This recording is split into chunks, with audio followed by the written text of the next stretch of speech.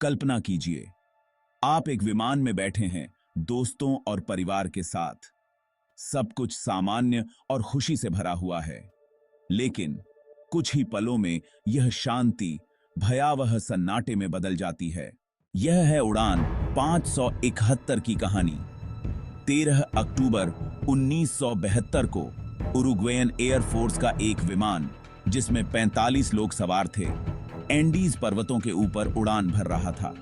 ज्यादातर यात्री Uruguayan rugby team के सदस्य और उनके परिवार के लोग थे।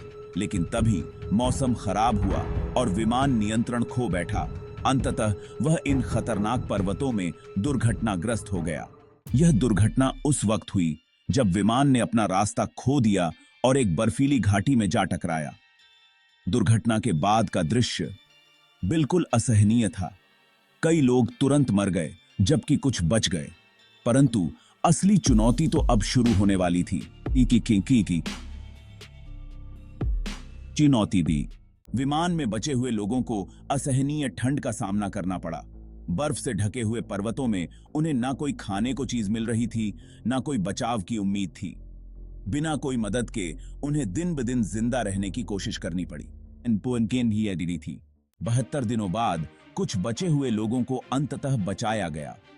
उनके संघर्ष और साहस ने इस दुर्घटना को मानवता के इतिहास में सबसे असाधारण घटनाओं में से एक बना दिया।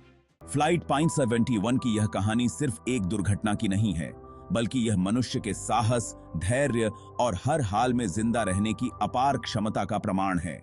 यह कहानी हमें यह याद दिलाती है कि जीवन कितना अनमोल है और संकट की घड़ी में इंसान की जिजीविषा कितनी मजबूत हो सकती है। क्या आप सोच सकते हैं कि अगर आप इस भयानक हादसे का हिस्सा होते तो क्या करते? फ्लाइट 571 की यह कहानी हमें एक नई दृष्टि देती है कि कैसे एक असंभव स्थिति में भी उम्मीद की एक किरण हमेशा बनी रह सकती है।